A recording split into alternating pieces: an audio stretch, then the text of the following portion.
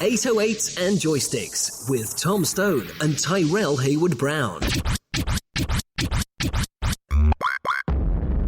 Welcome to 808s and Joysticks, the show that bridges the gap between games, music, season with pop culture. I'm Tyrell, and joining me today, as always, is Tom. Yeah, we've had some interesting news this week. Obviously, last show we said we were going to get into a lot of news, and basically just dedicated that show to the PlayStation 5 reveal and all the games that were there. And rightly so, I think. To be fair, it's probably the best thing we've seen so far from the gaming world. And you know, if you do want to listen to that, we covered it in the last show. But we've had some probably less exciting news this week, but a little bit more on the slow side, a little bit more focused on smaller games or indie games. And we're going to start with talking about a big thing that happened though, and it's basically the most anticipated game of the year, Cyberpunk 2077. It has been delayed again until November. This is, I think it's either the fourth or the third time this has been delayed now. The game originally was announced in 2013, I believe, when we were at college. Yeah. And obviously it was meant to come out September 17th, now going to be coming out November 19th. It's only a little bit of a pushback, but again, it is a pushback. The developers, CD Projekt Red, have said they're doing it for quality reasons, to make sure that the game has everything in it. And it's, you know, there's a limited amount of bugs, stuff like that, which is good. Quality is obviously key here. But obviously, playing devil's advocate, you have to look into the details. Why? There's things that, you know, they're saying the game is finished both content and gameplay wise. Quests, cutscenes, skills and items are all there. But they have took out some mechanics like wall running that they announced previously in the first ever gameplay trailer that we saw, or gameplay showcase that we saw. So I think the questions that obviously we pose to them, the questions I'm going to pose to you are, why do we think this is being delayed? Is it quality reasons? And maybe, you know, is the wall running aspect being taken out? Is that possibly a reason for the game maybe not being so good? We have heard that reviewers have got their hands on this, and all of them are saying it's really good. But we also had the same thing about The Last of Us 2, and some people didn't like that game when they got their hands on it. So what can we expect, or what do we expect from Cyberpunk when it comes out? It's kind of hard to really ascertain now, because there's been so many delays, and you know, at first we was like, yeah, it's great, just keep delaying the game, like it's not really a problem for us, because, you know, really we need it to take its time, so, you know, the game will come out as a complete experience. But not only has it been delayed again, it also is having issues as well about next-gen console releases, and different versions will be coming on different consoles at different times. We also won't have a multiplayer element that won't be available until 2021. That's even if they're going to stick to their tentative date of 2021, because I could see that getting a pushback again. And it's kind of like it's hard to see now. Like, I just hope the game isn't going to be totally different from what we've seen. Like, we've seen massive snippets of gameplay where we think, okay, this is the game now. But we've been getting massive overhauls that have been happening over the year, where the game is completely shifted away from the visual representation we was once given. So it's kind of like, I don't know.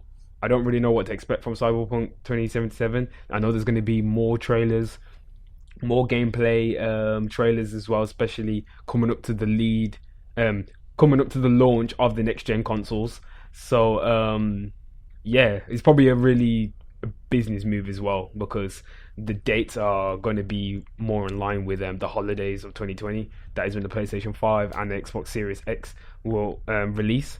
So maybe they just wanted to do that, give it some more time, more push for the next gen version of the game. Maybe, I don't really know how it's going to work. As I said, this next generation is throwing a lot of stuff at the consumer, especially some of the hardcore, I won't call them consumers, I would say like hardcore like game players and stuff like that, were trying to figure out what to do.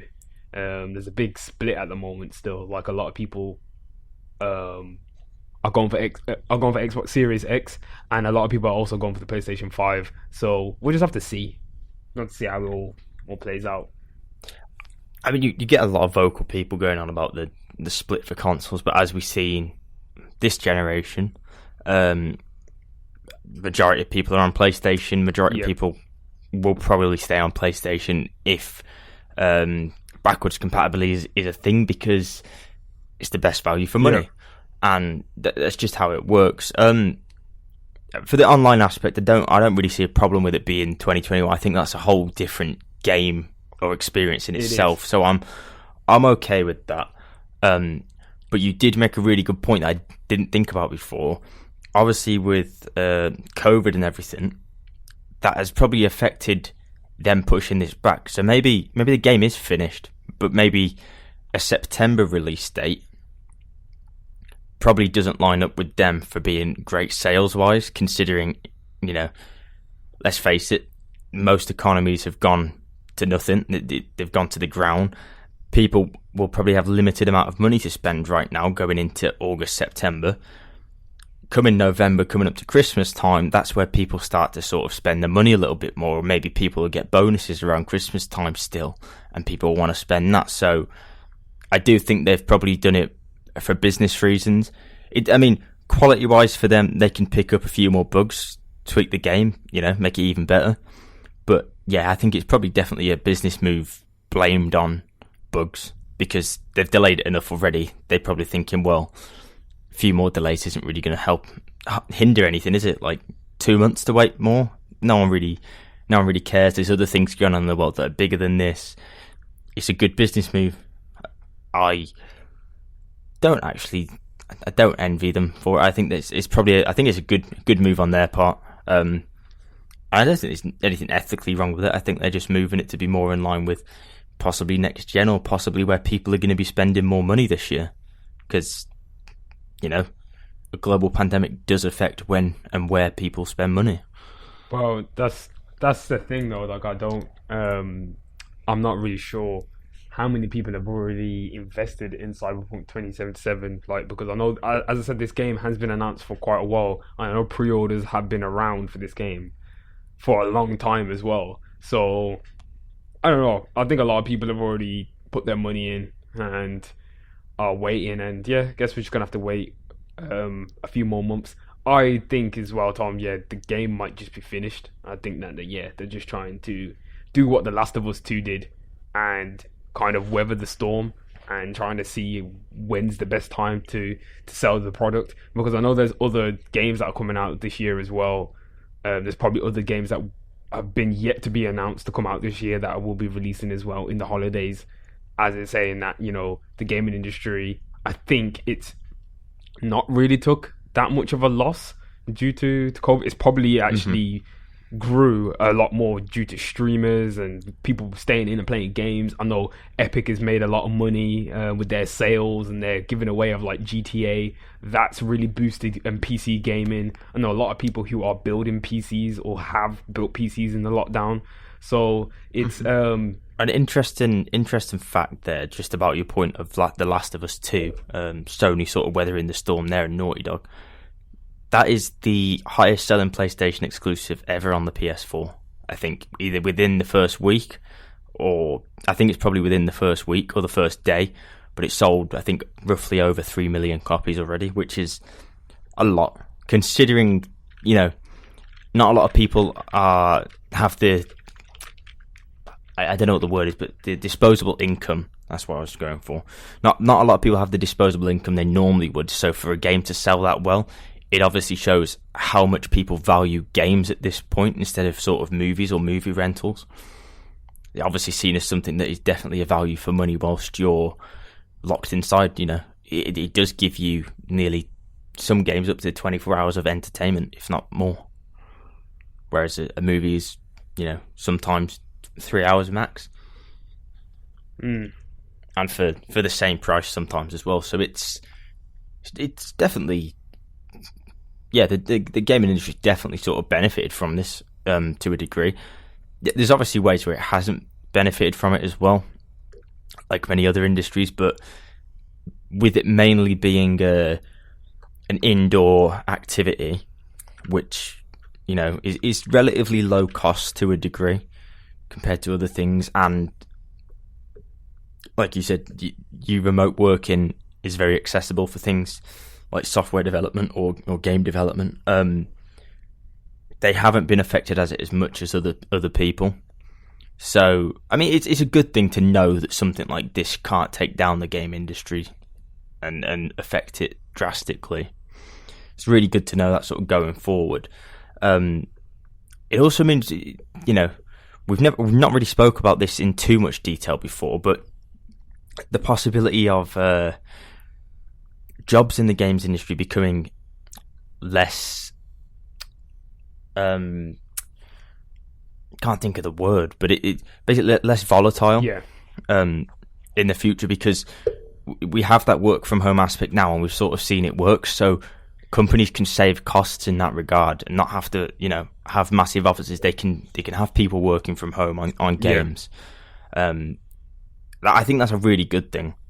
I really do. I think going forward, that's something that the industry struggles with. You know, we now, as I said, I really hope businesses are looking at how we can, you know, restructure, especially workplaces, you know, in terms of, you know, dealing with social and cultural issues within the workplace. You know, I know that a lot of companies are trying to tackle those issues within the workplace, and at the same time, we can tackle the issues of people feeling, you know, stressed and anxiety and, you know, overworked.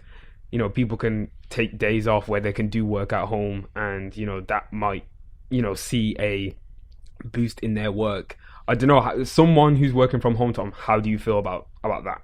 Like, how do you feel, maybe if you could, you know, work kind of like a couple days here and there, if you wanted to? Technically, I do that anyway, so it oh yeah, you do really. It does benefit you massively, yeah. I'm lucky in that regard. Obviously, being software based, you can work from home. You do have the flexibility to do that. Okay, I'll do another question. How about compared to your like previous whatever you've done for work before, like compared to that, like, yeah. So compared to maybe what shift work or 9 to 5 work. I think there's big benefits of working from home. I really do. There's obviously the fact that you can work for longer. Sometimes, you know, you'll miss lunch or you will get carried away with stuff. But the big benefits are, you know, it's cheaper. Okay, maybe you pay more to run your costs of house. Yeah. But companies do save money on that side. Maybe they can reimburse people by paying them a little bit more to cover the costs of, you know, keeping up the equipment running at home instead of at the office each year. That's a good idea. Something that will be considered, definitely. But the big benefits are you can take a break when you want, take your lunch when you want, you know, drink wise. We sort of work flexi hours anyway, so it's you pick and choose when you want to work to a degree, as long as you do your hours that you're supposed to do. And obviously in line with working with other people's schedules as well. But for gaming, it does open up a lot of doors for software development. Yeah. It does mean that people can be having these meetings. You don't have to have these, you know, startup businesses don't have to have these offices.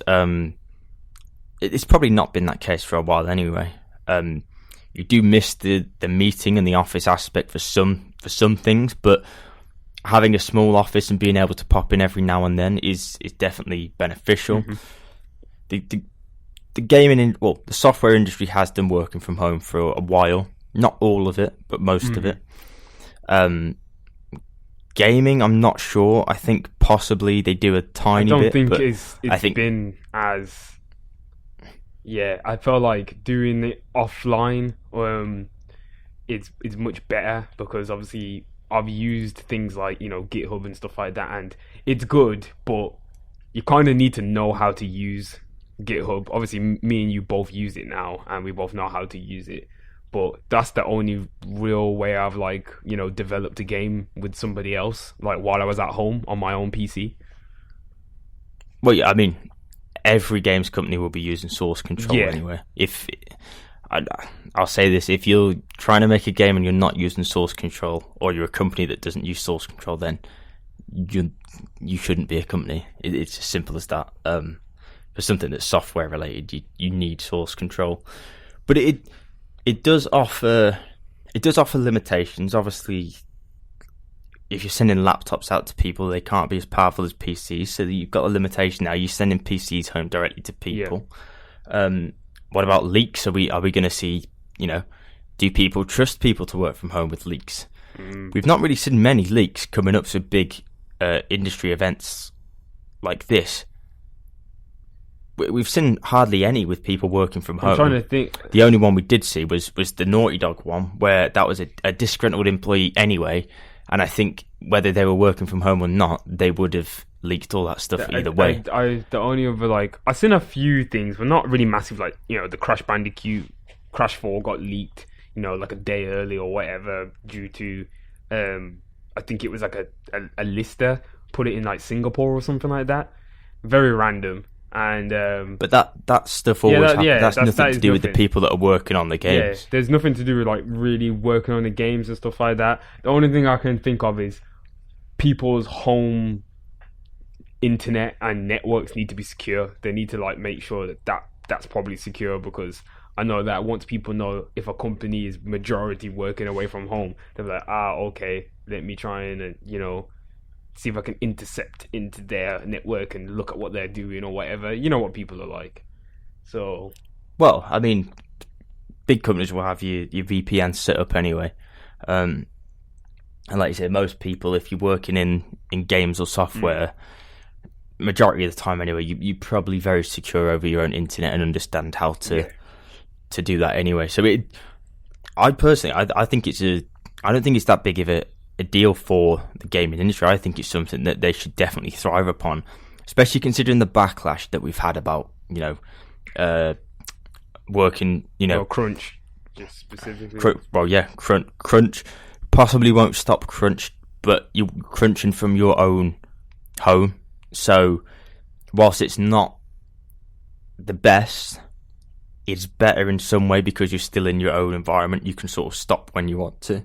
Yeah, that's the only problem I would think is sometimes, when you are working at home, you do not know when to stop. Yeah, it can become a problem, especially when crunch. But as I said, crunch was the environment. Well, from what I've seen on people's experiences and from what I've heard as well, it's just that kind of environment is what makes you not want to leave, because you see everyone else is still working.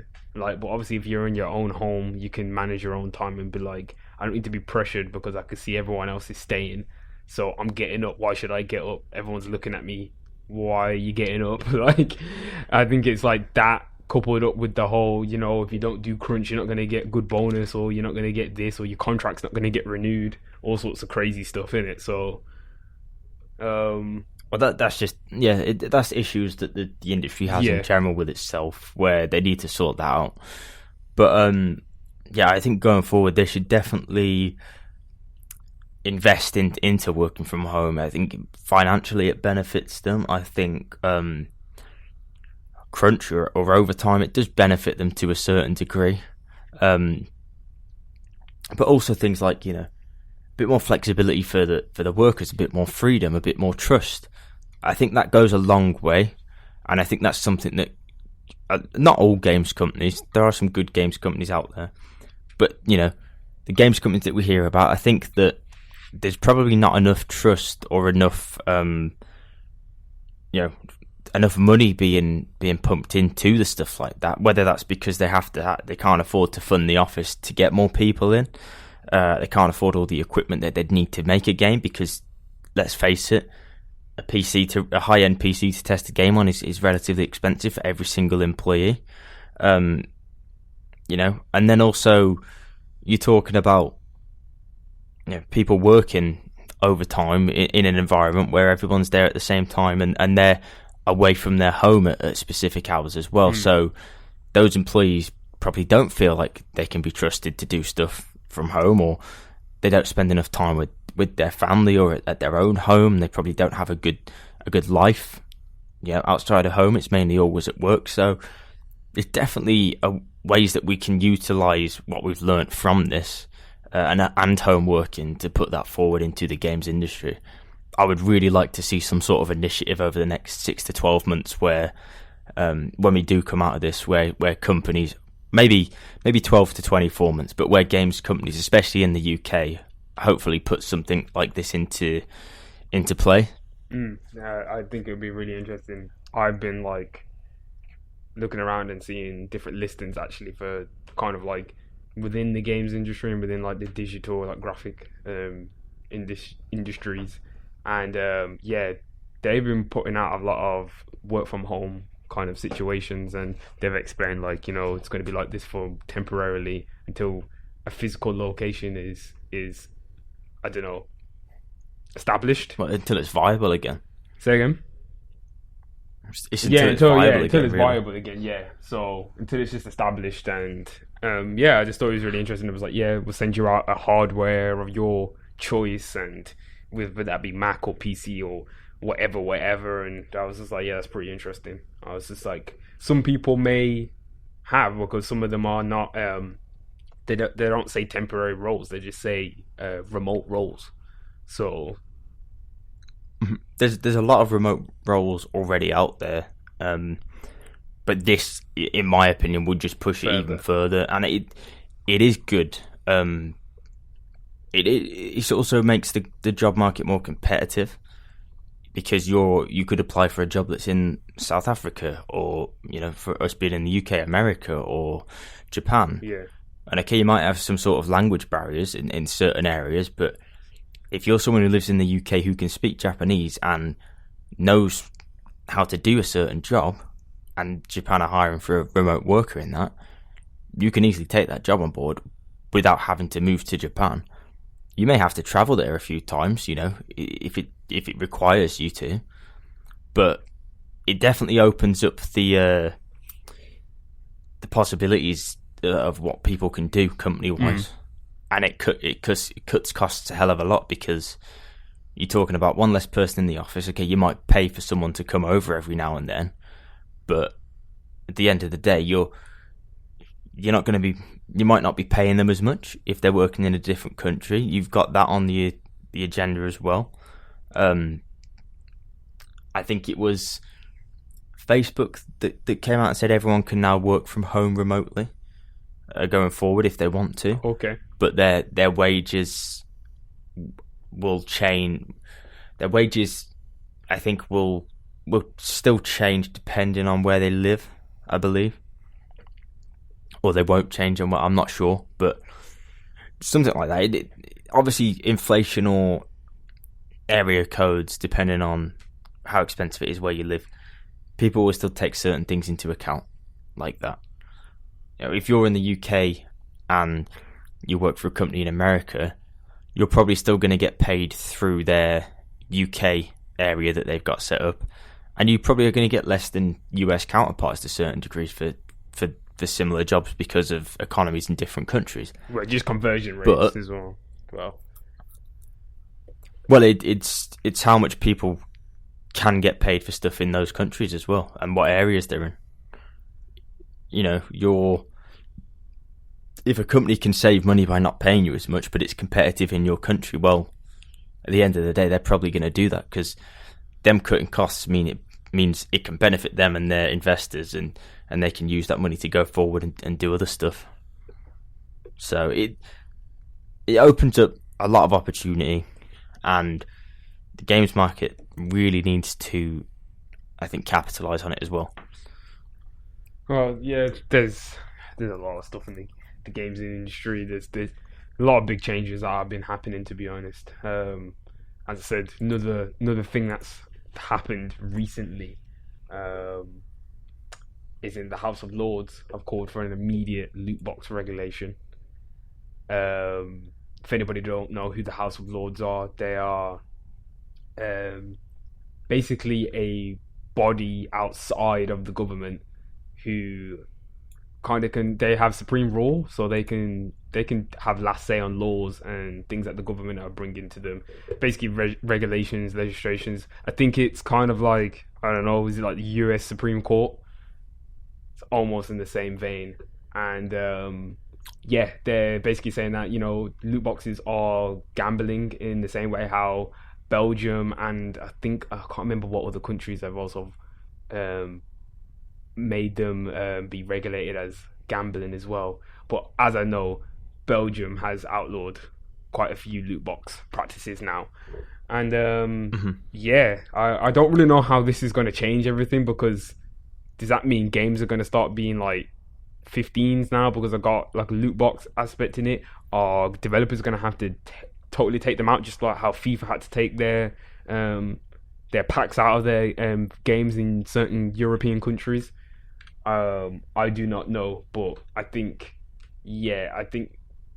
I just don't know I don't know what's going on here though. I don't know why they're focusing on it now all of a sudden, because microtransactions and stuff have been around quite a while, and I thought that already. I used to see like stories on Watchdog about like kids running up people's credit cards and stuff on Xbox Live, and I thought to myself, like, surely something's going to happen. But no, nothing happened. So why now? I think obviously Belgium had done it before. We, you know, now Brexit has gone through to a degree, because we have left the European Union by decree. Not obviously fully, but we've left. You know, when you look at it, I don't know. We might have more say in what we want to do on that now. Maybe we've decided that, you know, Belgium have done that, so why don't we? Obviously, you know, the EU is run from Brussels in Belgium anyway, so it's probably unlikely that is the case. But I think it's more that we're seeing a resurgence of things like this keep coming up every now and again.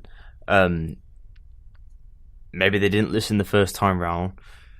People are maybe focusing on gambling problems now being a big thing because the economy is really sort of hit a low point with COVID coming around, and people's interest, you know, how people spend that money is also a very important thing for the government to focus on, because it is their right to, you know, look after people's well-beings and welfare, and that is still you know, making sure people don't spend money on gambling, or there's no gambling problems that are being you know, given to kids at young ages or adolescents that sort of grow up to think that, you know, spending 50 quid on a box in a game, let's talk about 50 that, quid on this. You just made a really good point. It's like making sure that kids don't. When I really think about it now, yeah, about some of the, like, my friends and that from high school, shout out to them, man.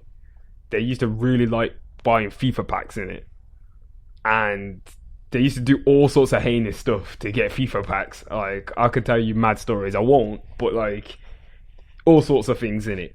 And now that I think about it, some of those people have gone on to like be betters, and like quite big betters. Do you know what I mean? Like, and I gotta think, like, was there an inherent link? Like, did they move on from that?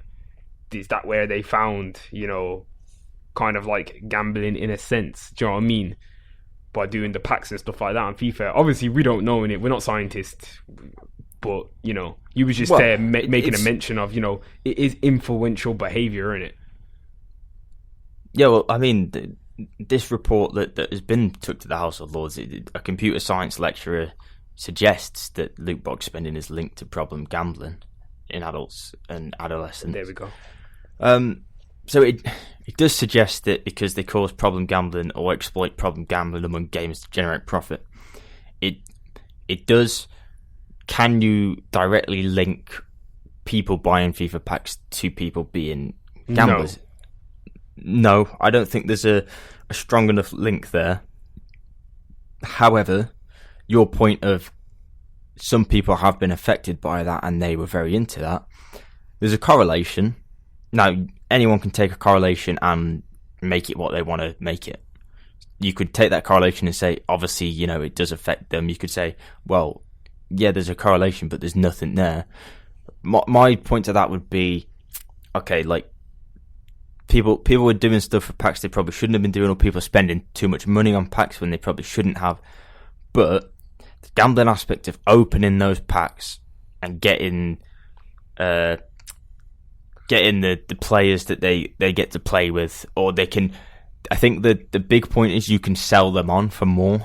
It's the same as sticker packs and card packs to a degree, but the difference is you have a marketplace that you can sell these cards online. So by buying packs, you get the chance to get a Ronaldo, which is worth maybe 6 million foot coins. And if you get Ronaldo and you can sell him for 6 million foot coins, that means that you can buy other stuff with that, or you can trade with other people for real gambling, like sort of real money. That's where it goes a bit sort of too far. It got to the point like where like some at school were like actually trading their coins for like real P and actually doing like coin trading, and everyone I don't know if you was Tom, but everyone was kind of doing that little kind of game trading that they can do. Like there was RuneScape where you could do gold trading. There was all sorts of things you could do back then when we was like kids. We shouldn't have been doing it probably, but it was actually quite weird how a lot of people were just doing stuff like that.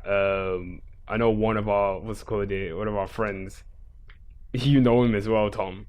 They used to, I think, do FIFA coin trading. Yeah, I mean, a lot of people probably did. It was what it was. I mean, they cracked down, and obviously FIFA were not. I'm doing my air quotation marks. Were not aware of the issues that it was causing.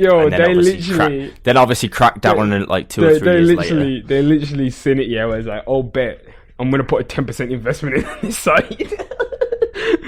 I was surprised if FIFA was actually behind the whole thing. But yeah, they took it down.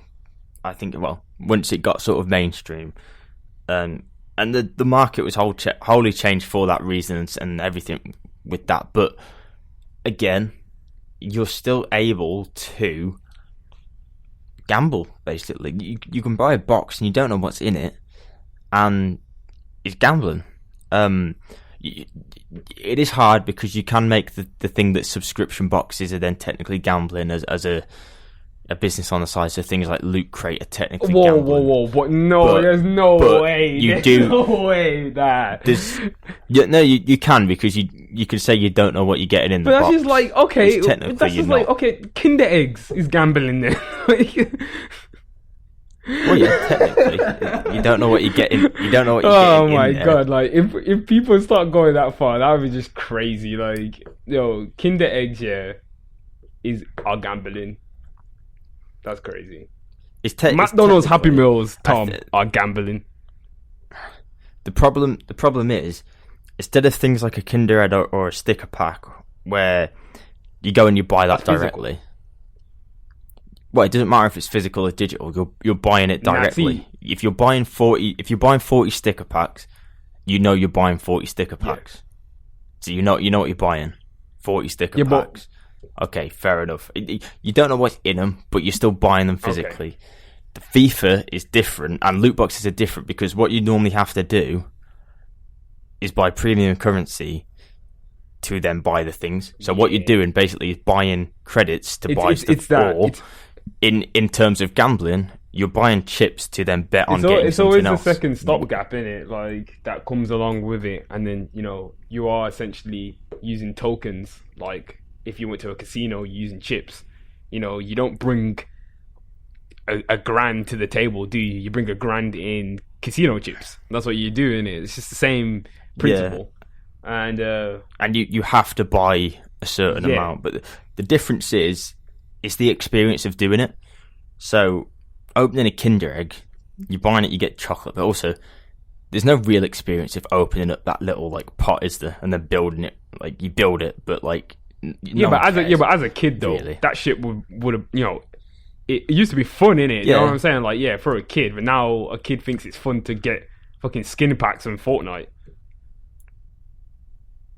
That's fine because that's not loot boxes. That's microtransactions, and there's nothing. Oh wrong yeah, there with is that. no loot boxes. It's perfectly Actually, fine. yeah, fair. You know what? Yeah, I take that back. Fair enough to Fortnite. I thought the know skins exactly were what- random. I didn't know that you could actually choose your skins. Well, they're limited. You can get limited time that's ones, cool. but technically, League of Legends have been running that game for years now. The limited Yeah. time skins, so I don't really care about that. technically, you know what you're getting. You just pay for it. The loot box, you don't know. Okay, they've put on all the probabilities now, but you still don't know. And let's face it, the probabilities are awful. But you sticker packs, for example. You open a sticker pack, you go through. Oh yeah, I got a shiny. Like, that's cool. Got a shiny. The difference is with these, it's an experience.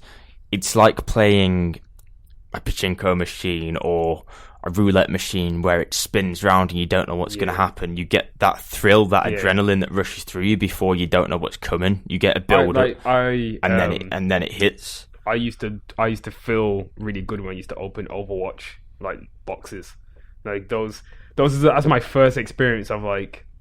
It probably wasn't my first experience of a loot box, but that was my first experience of me really wanting to actually pay to buy something. I was just like, I really want to buy one of these boxes, like the premium ones, but I was like, I'm not going to do it though. I was like, I really want the skin, but I'm not going to do it though. But I didn't do it in the end, but I was so close to buying it though, because I really liked the look of this thing. And it pissed me off to the point I was thinking, shit, this is the one game that got me. Like, I really was about to throw down some money for this. But yeah, I don't play Overwatch no more. I'm glad. But it does. I think that's the thing. I think your sticker packs really are a random chance. Loot boxes aren't chance. Loot boxes, there's a degree of chance in it, but it's not like a sticker pack. You know, there's an algorithm behind it. It's exactly the same as any fruit machine that you go up to. Any fruit machine is programmed. Yeah, there's a percentile that any fruit machine is programmed and has set things that happen, and the same thing will happen with loot boxes. Every single loot box, and unfortunately, that is gambling. If fruit machines are gambling, then a loot box is gambling. Like, everyone's played fruit machines before they were 18, I think. Well, yeah. I hope they have. Me and you have, but like, I don't know who has it. Because really, what did you think, Tom, when you first played a fruit machine? I just thought it was a game. I didn't think it was like I could win P from this. But I was really young though. Yeah, well, it's a game, and you win a little bit of money on it, but it's very small amount. It's still gambling. It probably is like it's an entry level.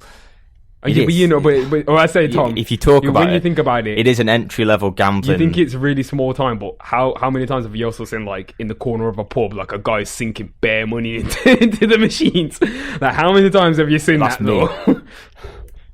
That's me. That's me, yo. It better not be you. What's good? It is. You going to the pubs tomorrow? No, I am not. On occasion, it is me. But you can say, yeah, I think anything that's interactive, you have to class as gambling these days in that sense. Because you've got things like, you normally have the interactive touchscreens that they have in the bar, in the pubs. And okay, you're paying £1 or 50p. Those are kind of hard. But, no, they're not though, because they're gambling. Yeah, it is gambling. You play a match of the day to win £4. It's just a very low level, entry level gambling. Yeah. And like, I don't even know why we was even like, but I swear those never used to have like, you have to be over 18 on those machines. Yeah, they did, but no one acknowledged that shit though, man. I used to play those with like my cousins and stuff like that. Yeah. Like, you know, you just play like a family party or something. There's one of them machines in the corner, but like, yeah, let's play it. Let's try and win some money. In fact, I don't think you do have to be 18. I think it's possibly lower. 16 maybe? Because the lottery is 16. It might be 16. There's certain ones that you can only win over a certain amount if you're over 18. A lot of the other ones, people don't care. So fruit machines and stuff, people don't care Hold on. Let's go to the earliest form even, Tom. The 1p and 2p machines. That is prime gambling. Technically gambling. That is literally tipping point. Prime gambling right there. Yeah. Shit. It is. it's hard because you do go towards that. Obviously, like the UK. I mean, I think America's a lot stricter on stuff like this. I don't think you're allowed to do anything because like that. you can't even gamble in some states in America. So the UK's a lot stricter. Like you could go to an arcade by the beach and stand in there the whole day playing all the fruit machines at the age of like 13 and come out with like 20 quid. And no one will ask you anything. They won't ask you a single thing. You're the only people in there playing the machines, and they're like, "You're right." They won't ask you a single thing.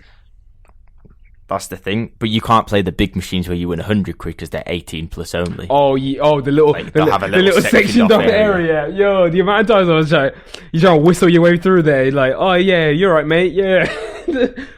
How old are you? Oh shit. But yeah, that is technically like it is gambling. I think we probably have it more in this country through football and our sports than other places, but. We, as a country, we do have a gambling problem. I mean, let's just face that. Like, we do. I think there's gambling issues. There's a lot of it. We're getting really off base here. This is what's going. We are, but it leads perfectly onto the next thing, which is EA Play. What do we see from that? Do we see anything worthwhile to spend our money on? To gamble our money on? Because this is an EA game, so it's gambling your money technically. No one knows what you're gonna get. EA is just when I watched this back and I was trying to break it down, I really think EA don't know what they're doing at the moment. There was some good stuff in here. The good stuff was mainly indie games, like which is just what EA are publishing. They're not making. They're just publishing it under the EA Originals brand. But they were decent. We've seen Haze Light, which is the third game from It Takes Two. We've seen the third game from Haze Light, which is called It Takes Two. Haze Light, obviously, the people that made A Way Out. If you've not played that game, then I recommend you go play it. It's a very good co-op game. But this, again, is a co-op action-adventure platformer. We didn't see much gameplay, but I'm excited because I know that their previous games, Brothers and A Way Out, were both very good co-op games. So, possibly two of the best co-op games of the last 10 years. I mean, not even possibly two of the best co-op games of the last 10 years. Yeah, it was good. I haven't actually played A Way Out. Neither have I played the first game either. And I just know it's really good. Brothers is the game I believe with the where two you sticks control in each it. brother with a different analog stick. I've got the game. I got it for free on PlayStation Plus. It's very old now. That game is came out quite a while ago. But the indie games, I will say that was pretty cool. Like I did like that game, and well, I would be looking forward to seeing more of it. And that Lost in Random game as well was pretty interesting. I don't really know what's going on in it, but it was just a very interesting looking game. It looked very interesting. A lot of people were looking forward to that, to be fair. I watched the IGN after show and everyone was sort of talking about this, which is good. It's good for a game like that to be getting so much attention. It really is. I know a lot of people were betting on a Mass Effect 1 to 3 remaster, but I doubt that's going to come. I really doubt it's going to come. But they teased a bit of Dragon Age in there. We got. How many times have we been teased? This is coming from EA in like a really, really early state. Oh my gosh, Tom! I was so pissed off. Did you see those work in progress pictures? And I was just like, "What is this?" I was just like, "This is nothing." I was like, "Why are you showing me framework right now? You're showing me framework right now, EA. I don't need to. If the game is this early in progress, I don't want to see it. I just don't want to see it." We see this mainly every E3 from them. We also saw some like some dead early footage of a game with basically no. It art had nothing assets. in it, Tom. I was like, why are we doing this? You were jumping on buildings. The buildings were blocked out in Unreal or something. Well, obviously blocked out in Frostbite or whatever. We see it all the time. Like, fair enough, like, work's gone into it, but it's so early in development that it's probably going to end up being cancelled or something. So it's not worth showing. But they do it when they don't have anything to show, I think. Because really, like, we had obviously Star Wars Squadrons, which was leaked beforehand. But I'm very excited for this game. It's very cheap. You can pick it up for sub £30 already, which means it's probably not going to be a very long campaign. They didn't say the campaign length because they don't know fully yet, because they're still tweaking it to try and get like a definitive timescale before they release any details on the campaign. It's mainly sort of like a COD with Star Wars. Well, they said ships, it was going to be like a single player story mode.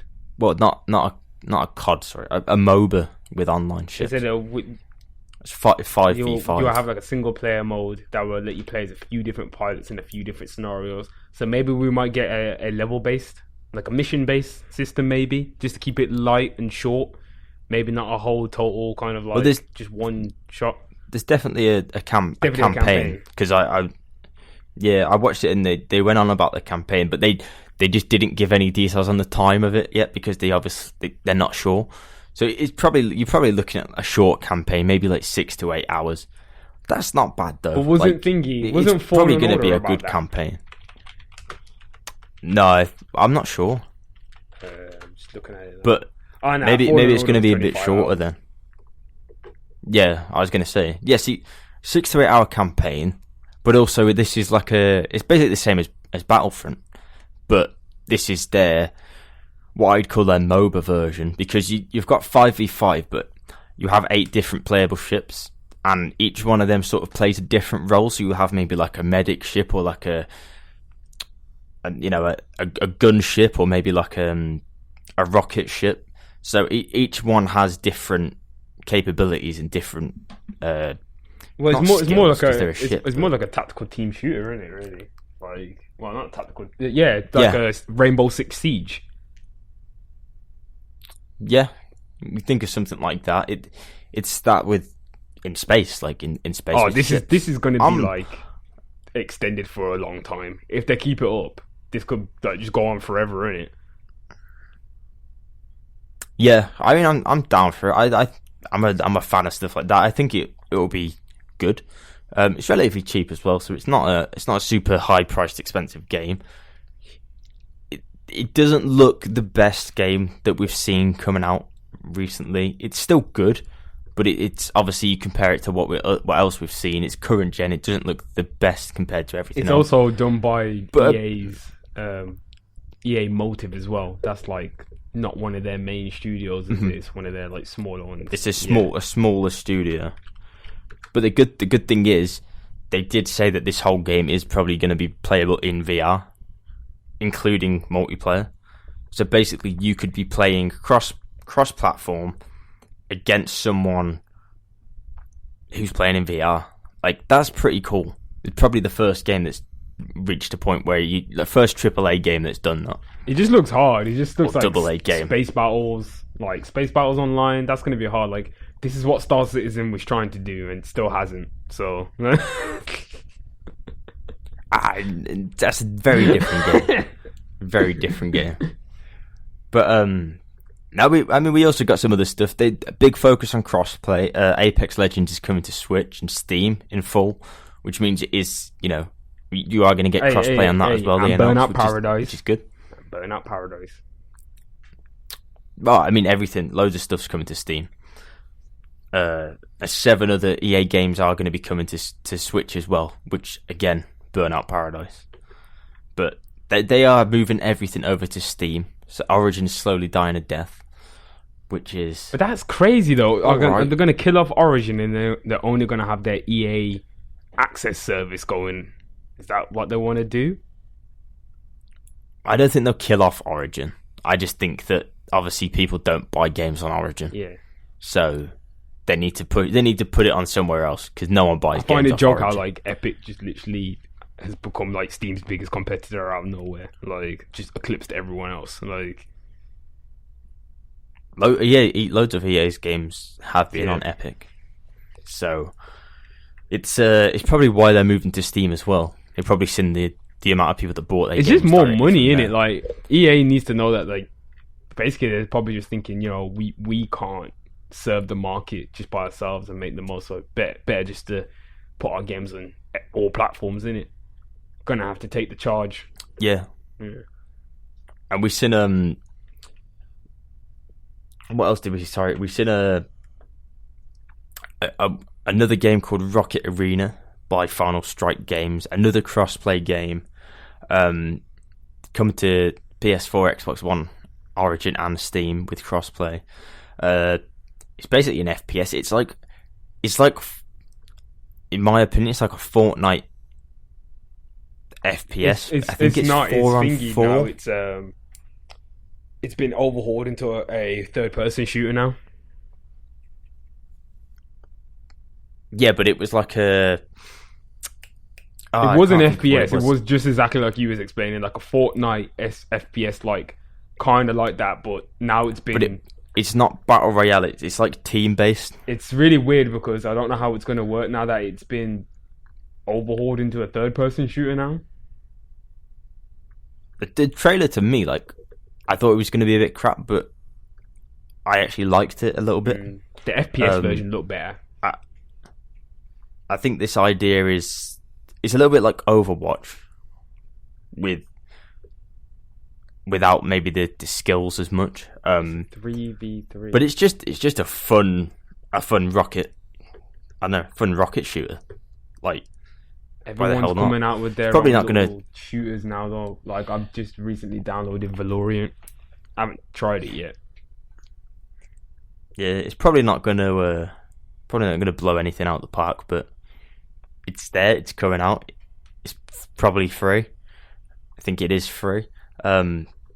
Free game, July 14th. Why not play it? 10 days from now. And then the last thing, obviously, free. It is not free. It is not free. It's $30. Okay, forget we mentioned that game. Why are you don't buy promoting that game. it? No, forget it. Forget that game. I was going to promo it if it was free. If it's free, it's a good game. Tom. If it's not free, it's trash. Well, I just thought they'd release it for free, but it's EA. What do we expect? Something that is coming for free, Skate. And what's coming for free with that is the DLC of Hope, because that game is never coming out. Yo, I can't believe you come on here to just I'm sorry. that announcement, Tom, it's coming in 10 years. Okay, just give it time. Yeah. Just give it time. Skate is coming, but all we got was 2 people going, Skate's coming back, and that's it. Like, literally, okay. yeah. Do you know what it sounds like? EA's seen everyone else's reveals and shit. Yeah, they've seen all the other games coming out. They looked up their lineup and shit. We ain't got nothing coming out for the next gen yet. I called up the original creative director of Skate. Was like, okay, you need to come on stream and just say you're making Skate. Don't worry about the cost. We'll figure it out in like a year or so. I legit think that's what happened. Do you know what I think happened? Star Wars Squadrons got leaked 2 or 3 days before. That was their big announcement. Everything else was crap. So they had to have a big announcement of some sort. So cue the call. Hey, we need to come in and say Skate's coming. Well, they didn't even say it was Skate 4. We could be getting a remaster at this point. Like, let's face it, four games got announced here that are new. One of them's Skate, which isn't a game and isn't coming, or it might come when I'm 35. We got 2 EA original games, which fair enough, and the other new game we already knew about because they released the trailer for it because it got leaked. So the only new things we got out of this EA Play were 2 EA originals and the guy from Skate going, I might make a new Skate. Like, that's awful. I can't believe I watched this, to be honest, live for like. I don't know 30 why minutes. you watched it. I mean, it was only 30 minutes. I would know. I thought it was going to be longer. I was like, EA coming up again. I was like, they didn't even. Yet again, they did not mention Anthem. Where is it? That game's gone. Do you know what? Yo. Do you know what I was expecting? Oh, you guys. Do you know why though? Do you know why I watched? Why? Play? For Madden news, for NBA Live news, for FIFA news. We got nothing. Like we got a trailer which showed all of the games in, it's the dead ass CGI trailer we see every year, where literally you can see every like pore of sweat on someone's face, and it looks amazing, and everyone's like, "Oh, look at this!" And then the game comes out, and you're like, "What the fuck's that?" Like, there's nothing like the CGI trailer that you probably spent like 4 days rendering to show me. Like, it's completely different. Okay, they showed that they're partnered with the same people they were partnered with last year. Okay, well, great. Like, there was nothing in there that was like, this is new, this is what it's gonna be. Like, they're the big selling games for EA. Every other EA play where they've made game-changing things to FIFA or Madden, we tend to see something. We didn't even see anything from those games. Whether they're saving that until Gamescom, I don't know, but I highly doubt it, because at that point the game's nearly out. Like, you need details before then. With Madden, the only suspicion I have is that they're just waiting for whatever 2K's offering is first. I felt like they were waiting to see what 2K was going to do, because obviously they've got a license now as well for the NFL. Oh, no, they not for simulation games. Shit, yeah, is it not for simulation? EA have got an exclusive simulation right? for the NFL. They've got an arcade one, haven't they? Well, it's either arcade or mobile or whatever. Is. 1 second. It's basically, you can do like, I think you can do like, I don't know, Madden Blast or something. Like, you could do like some sort of arcade take on it. Maybe you just like throw the ball and like an endless runner or something, like or like a street football maybe, but like simulation, EA have that locked down for 10 years. For non-simulation titles to launch starting in 2021. Yeah, I have no idea then. My bad. I have no idea if I don't know what EA is doing. They didn't sell no sports games. They probably just didn't want to focus on it. I don't know. Why? There's nothing else to focus on. They've locked La Liga and Bundesliga down on FIFA for the next 10 years again, exclusively. They must be paying people millions. They're not announcing they're not advertising it. I mean, we look back to 2017, when we were at Park Life, you had The Journey come out, and they did that whole dumb Alex Hunter presentation. Like, that happened twice E3. at E3, remember? Not once, twice. Yeah, that happened that year and the year after. Last year, we had a massive, 15-20 minute rundown of FIFA Ultimate Team, taking a tour of the headquarters and stuff. This year, we got nothing. We got, we got a Scouse person talking about Liverpool with some sweat on their face while Kylian Mbappe kicked the ball. Like, that's great. It looked really good, but where are the details for this game? Like, who are you waiting for? What are you waiting for? And then they come out and say, oh yeah, here's all the different editions. Here's what you can buy them for. Next gen upgrade is going to be this. Oh yeah, that's cool, one thing. Where's the game? I'm not buying a game based off your CGI trailer. All of the next gen games are gonna be off the rip are £70. 2K was listed for $65 or $70. I think the Black Mamba edition is going to be $100. Yeah, and I hope to God some of that money is going towards him, because I have no $100. Yeah, but that's all going on packs and shit. It goes on 2K coin. If you're naming a game a Black Mamba edition, you best believe the $60 extra that you don't need for that game are going towards some good foundation for him and his daughter. You know, it's not, Tom. I I know it's not, but it's disrespectful to call it after someone like that. Like, I know he's a star of the NBA, but God, like, release a charitable edition for him. Like, yes, people are gonna buy that, and you're not gonna get as much money, but fuck it, man. Like, do something good. 2K, you've got enough money. Yeah, that's what I'm saying. It's already You don't need more money. You've got GTA Online. Like, I mean, technically it's not 2K, it's Take-Two, but you know they get enough money off NBA 2K anyway. There's no release dates, but it's already up for pre-order. It's got Damian Lillard is on the current gen one. Zion is going to be on the next gen one, and then you got 2 Black Mamba editions. The Mamba edition, which will be available for both generations, and feature hand-painted portraits of Bryant, showing the current generation shows him as his number 8 jersey, the next gen shows him as number 24. Yeah, I don't know how anybody feels about this. I don't know how about the Bryant family feels about this, because I know that Kobe's wife did not want anybody really to keep doing this. They were talking about how they don't want to be constantly reminded of him.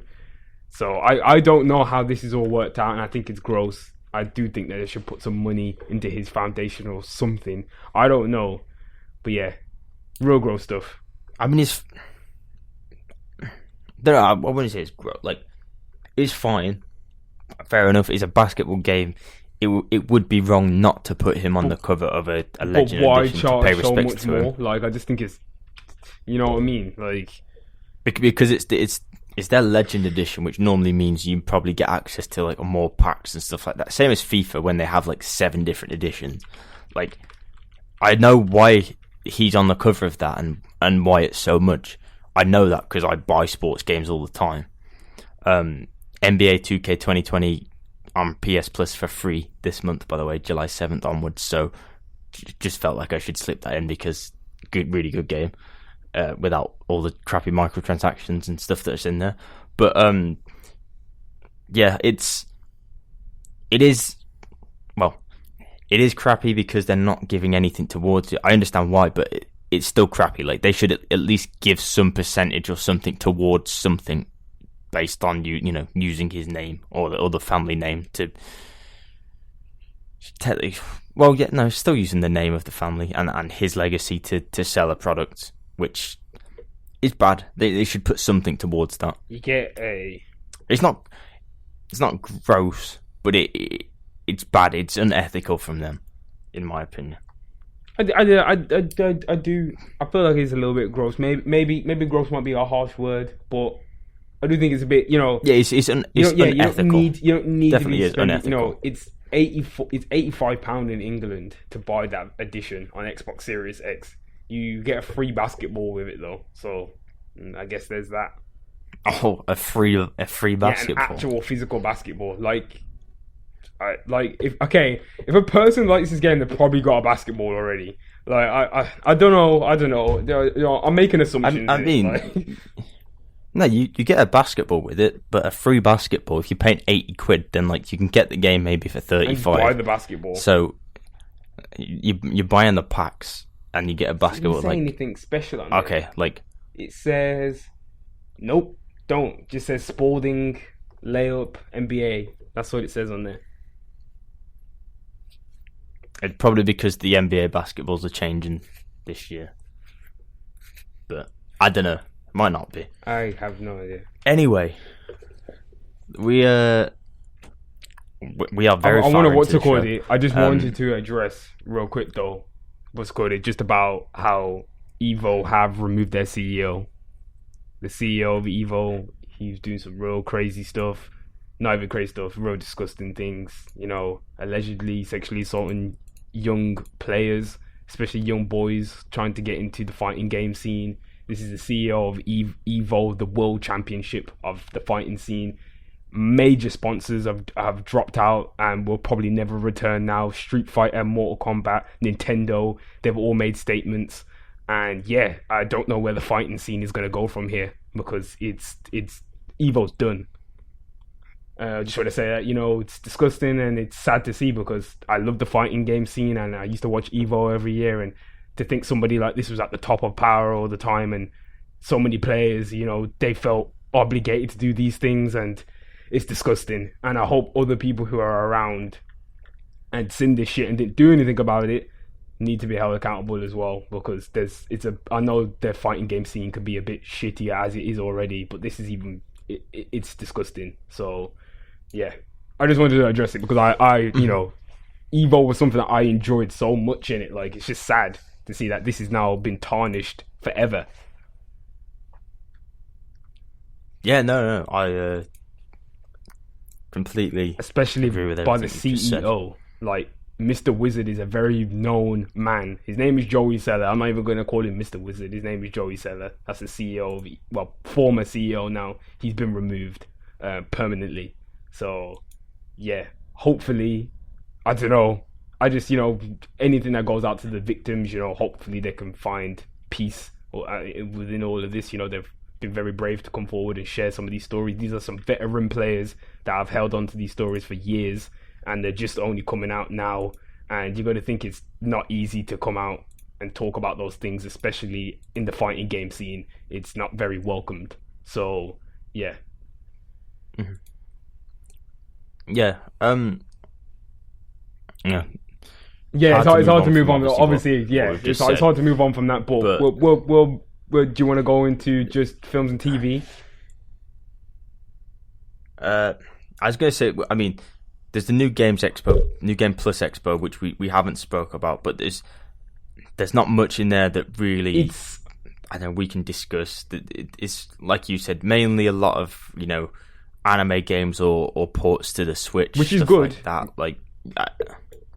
Yeah, I think if people want to go and look at that themselves, they can go to the New Game Plus Expo website and take a look for themselves. They've got all the games listed on there that were announced, and they've got the release dates and what platforms are going to be on. To be honest, it's really good that they are going to port a lot of these like Japanese exclusive games over to Western audiences. So yeah, it's cool. Yeah. And there is a little bit of information, but I think we're going to hold out till next show for that, because it links in with something that we've also just had announced about the Harry Potter game, and I feel like we're going to get more information about that before the next show. So I think we should hold out on that, because it will be good to discuss that. Cool. But yeah, it's films and TV. Bridging the gap between music and gaming. 808s and joysticks.com. Interestingly then, we have some interesting news that Studio Ghibli are going to be doing their first fully CG film. I'm not sure about this. Have you looked? I'm excited for either way. Images? Yeah, it does look sick, but for me, Ghibli is like that classic animation style, and it's going to feel weird for it to not be that. Like, even their current films that they release, it's like that current style, but I suppose at some point, it has to transition to that. Disney obviously took that transition very recently, to transition from their cartoons to more live action or animated like this, CG animated. So it probably needs to be done. And for me, Ghibli is the Disney of Japan. It really is. Studio Ghibli, as a legendary studio. This is by Miyazaki's son is doing this. This is I think it's his second film that he's heading. And Hayao Miyazaki's first feature film, like, since retirement, is still coming out. But the animation is taking so long because he's doing it himself. Like, it's apparently still going to take another 3 years to come out. So hopefully we get it before, because he's quite old and he's had some health issues in the past. So hopefully we get it in time and while he's still around, so we can celebrate him and his final piece of work that he's finally finishing up. I've seen the stills. I'm with you. Like, I kind of like the look of it, but at the same time, I'm like, I need to see it in action. Like, the stills don't really sell it for me, because some of it kind of looked like, I don't know, kind of like a bit TV show-ish, if you know what I mean, kind of like an animated TV show. But then in some instances, I really like the backgrounds. Like, the backgrounds look like they're still painted. Like, it looks really weird. Like, I don't really know what to explain. Like, the clouds and everything don't look 3D animated, and neither does the grass. Like, it looks like a 3D painted style that they've kind of incorporated somehow. And yeah, I'm looking forward to it though, because it'd be interesting to see, and I think it's obviously going to get like a wider theatrical release due to it being, you know, a 3D computer generated story rather than the traditional hand drawn animation style. So we could see it getting like published by someone. Well, not published. Yeah, it's ain't really published by someone. Yeah, I mean, like it does get more attention with it being this art style. Definitely pushes it towards a different audience as well. I'm okay with that. I'm fine with that. The question I posed though is, would you like to see original Ghibli movies redone in this style going forward? Nah. No. Is that straight up no? I like. That's the thing. Like, if you don't want to see a CG Totoro. Yeah, like it would be fine to do it. Like, it's hard to explain because obviously we're getting to this point now where like things are getting remade of things that we've actually just played and enjoyed ourselves. Like, they're getting to that point where like they're deciding to reboot series that like that don't need to be rebooted, because I really don't think they came out that long ago. But like, you know, we're getting like a Lord of the Rings TV series, and we're getting TV series of everything that like, you know, didn't come out that long ago. You know, there's whisperings of like maybe Harry Potter will come back again eventually, like to cinemas again. Like, imagine that we're gonna see another version of Harry Potter so soon in our lifetime. Like, things like that. I don't know. Like, until I see it, I'm not gonna know how I feel about it. Like Hellboy. I liked Hellboy, like the new one. Is it better than the old one? No, but I still liked it though. Yeah, no, you do have a point. Like, some things are better left untouched. Studio Ghibli probably is very high. I thought you would probably think, nah. I am against it. Like, I wouldn't want to, but I'm curious how it would look. I am curious. And I'm also, whilst I prefer it being that way, I am a big advocate for making things more accessible to other people, and if changing the art style allows other people to enjoy the story, then it does. But yeah, I mean, technically Ghibli, it's all about the art style. It's so unique to them that it is that. So you do lose a little bit of character going into it. But it does make it more accessible to other people, and maybe they'll go back and find that other stuff. You know, we speak before, like, traditionally anime has this thing of people don't want to watch it because it's viewed as childish, or I don't know, you're weird if you watch Japanese cartoons. It's a myriad. Like, traditionally, it's a myriad of things. It's like language with the art style, and how it can vary over certain animes, violence, and the way how sex is portrayed in animes.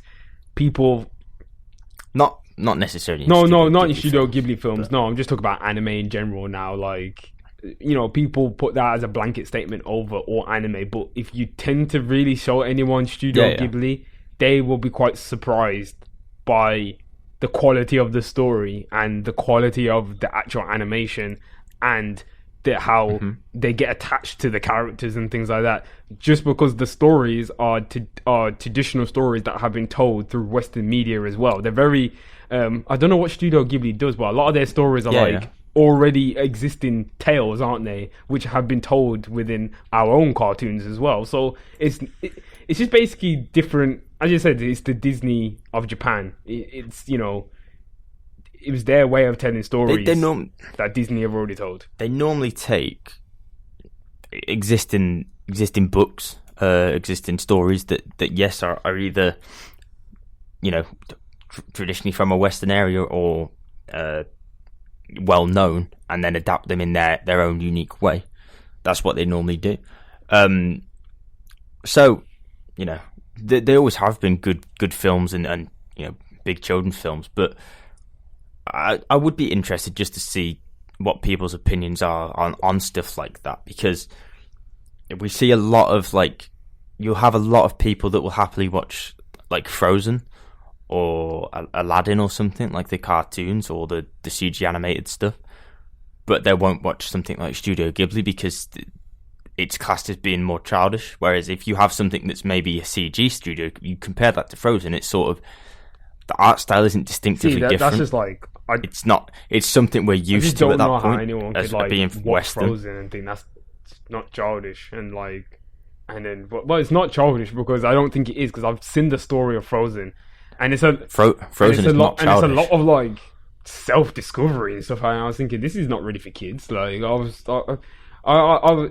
that's another thing. Like, I've never really watched them. I know the storyline of it now, but I've never still watched the films because I'm not down with musical films. Are you at Frozen 2 not yet? Watching that film. No. I heard that was garbage anyway. No, it was a good film. Now streaming on Disney Plus from today.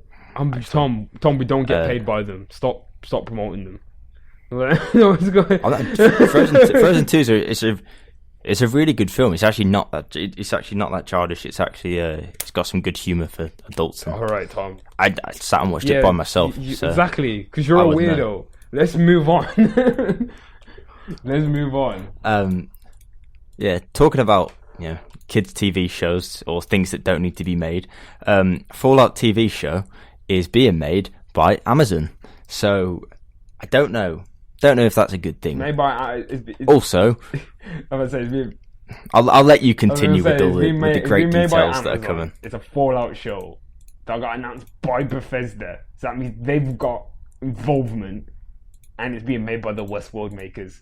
I ain't even gonna bother watching it. I'm not even watching it, Tom. I'm not even gonna watch it. I will watch a trailer, yeah, and I'll see what it's gonna what it might look like, but not gonna bother, because how the hell are they gonna develop a Fallout series?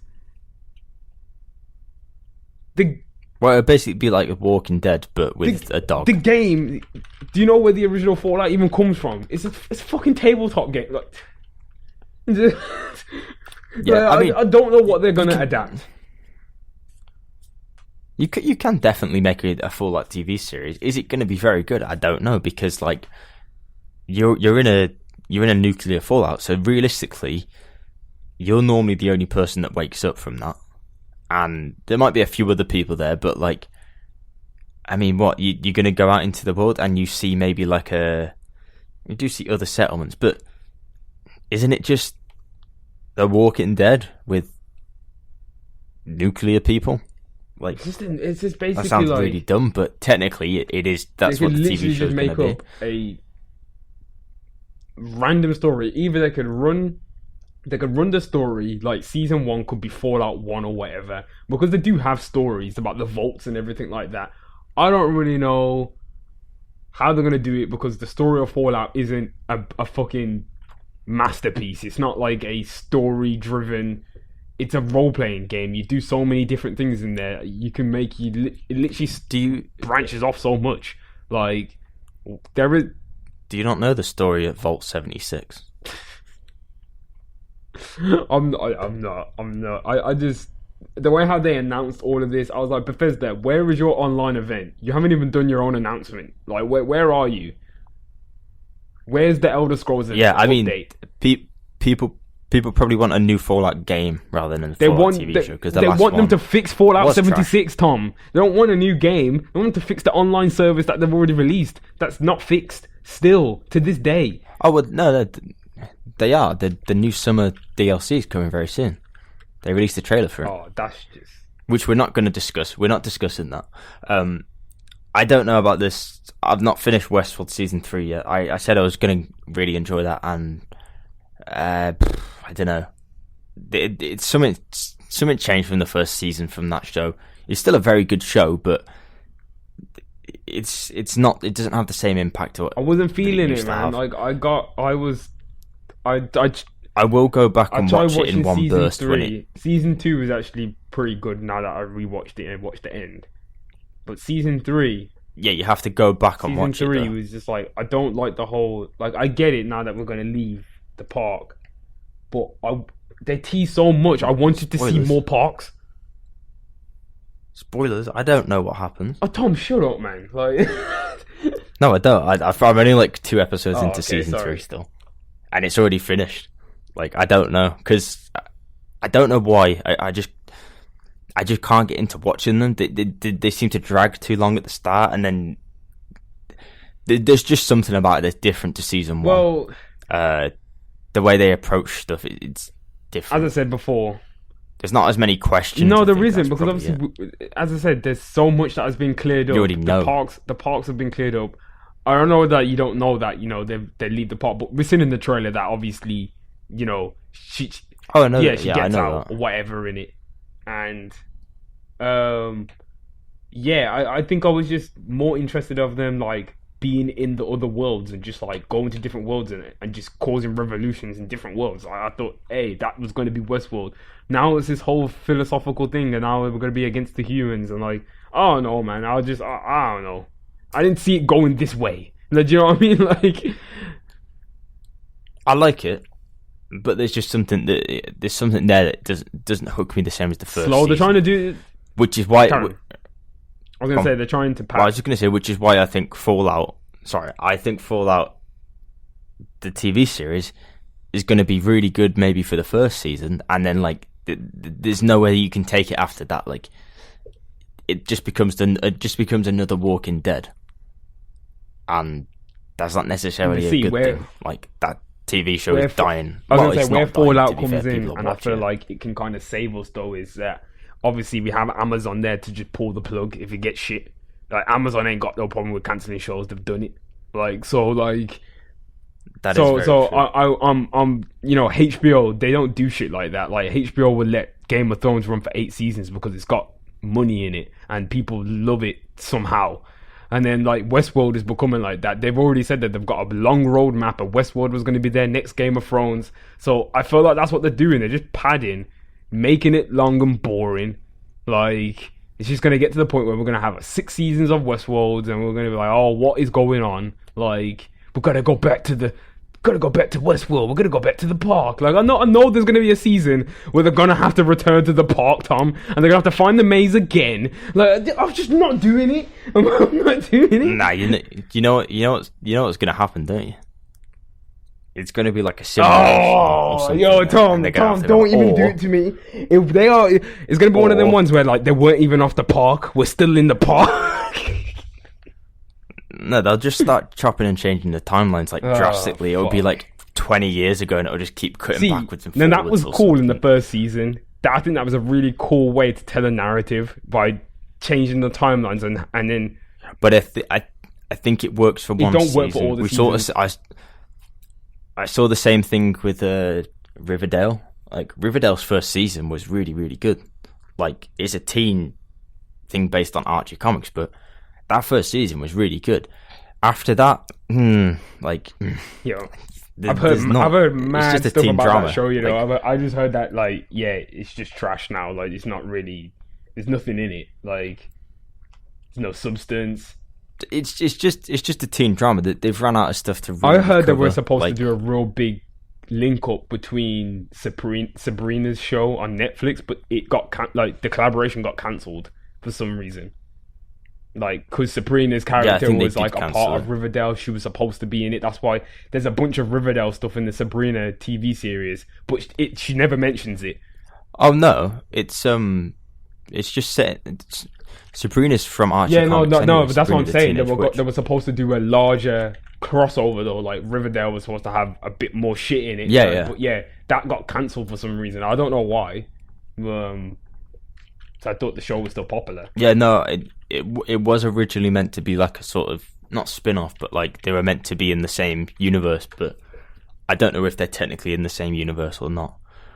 But I don't think we'll ever find out. I don't know. I want to. There is some of this. I want to speak about this. I want to speak about Beavis and Butthead coming back Yeah.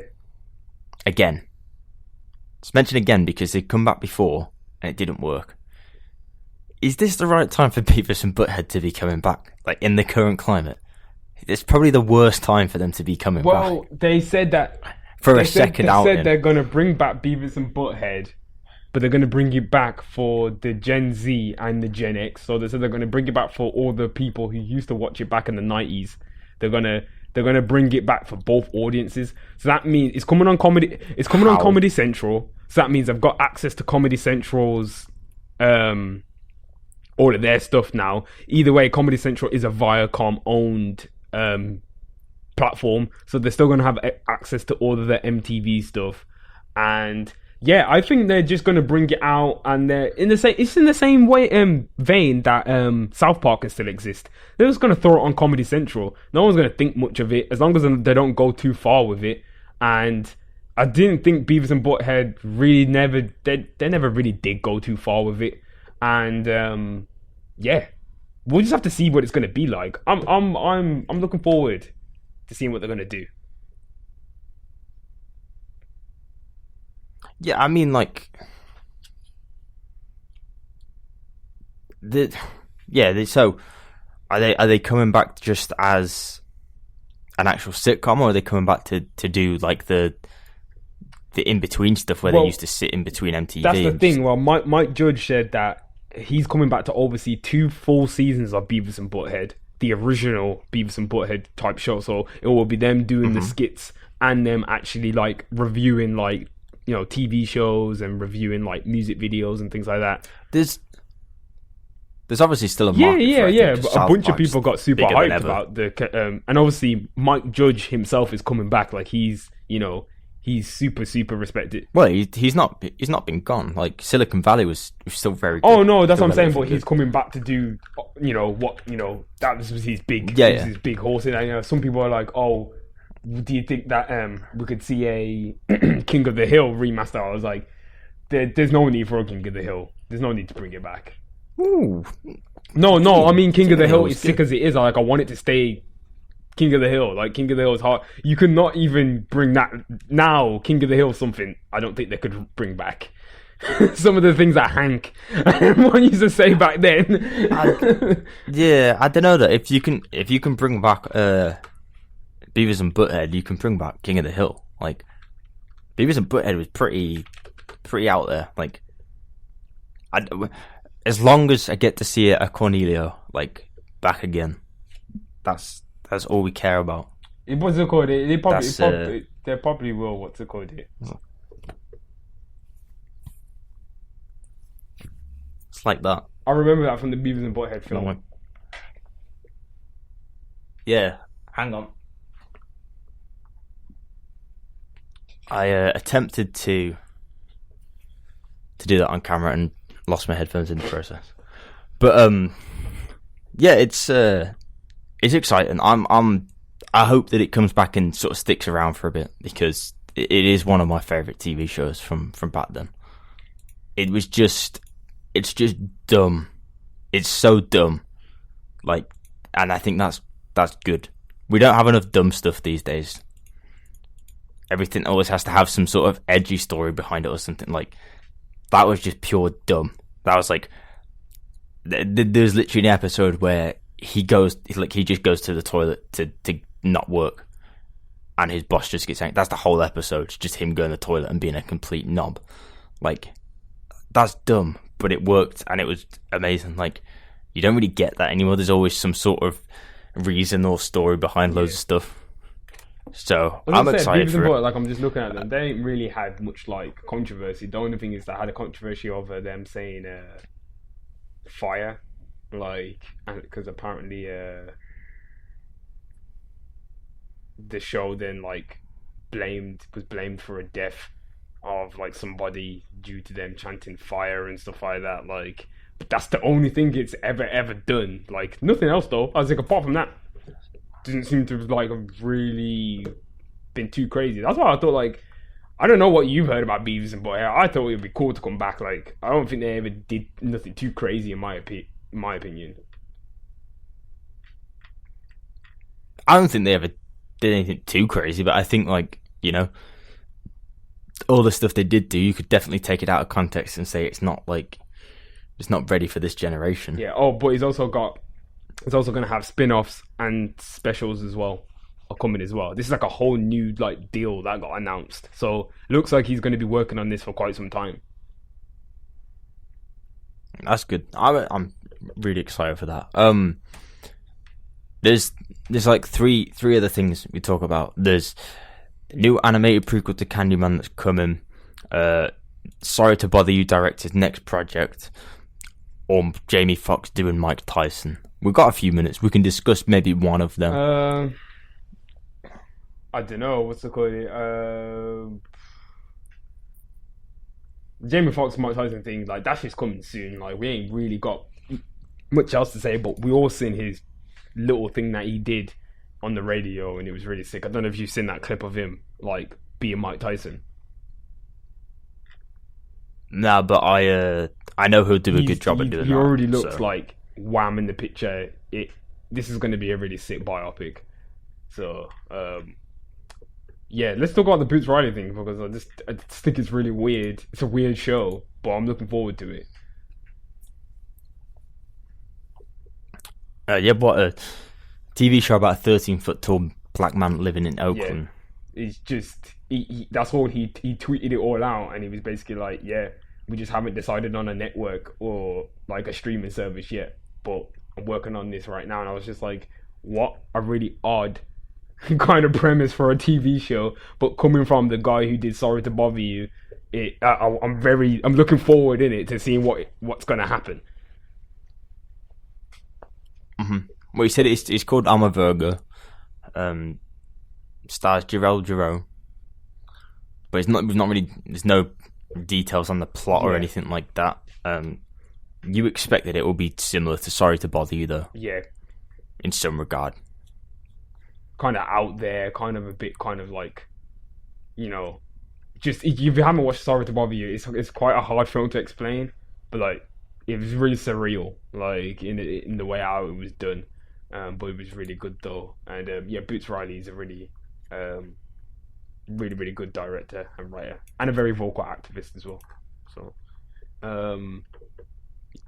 what's the called? If that's right. There's nothing else really. The animated prequel to Candyman is online. It's they tweeted it, so if you want to watch it, you can. So it's about 2 minutes and 30. I did not know that. Long. It's from. Don't know if this is the artist that tweeted it. What, Nia DaCosta?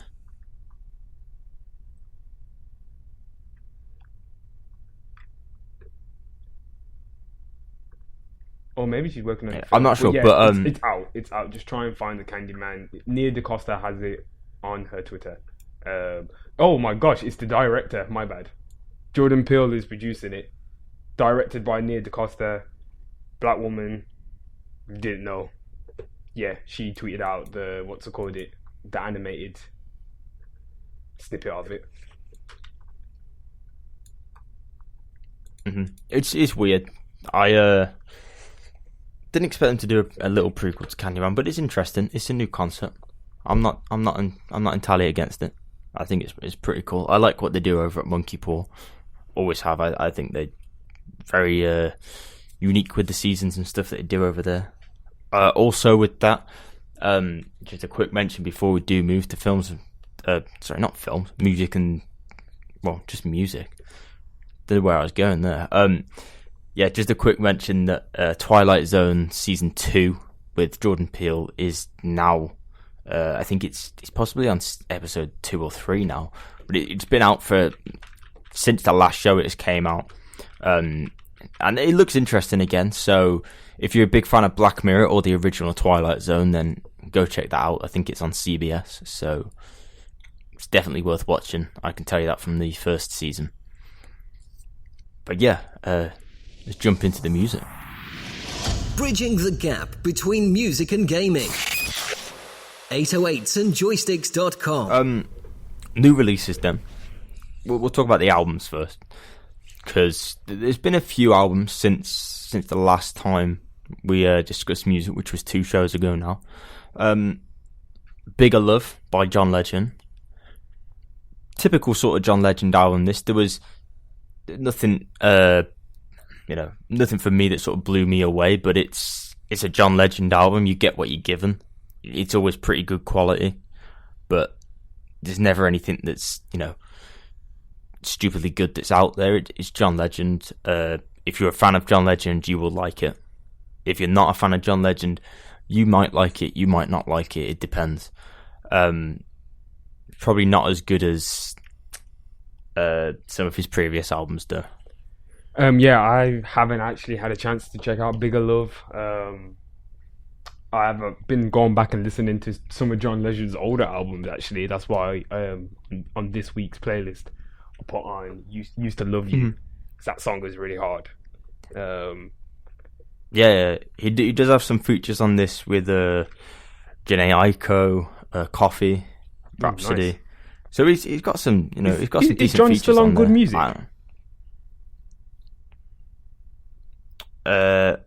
No, he's on John Legend Music, Columbia Records. Okay, I didn't know John was off Good Music now. He still I still felt like he probably would work with Kanye, but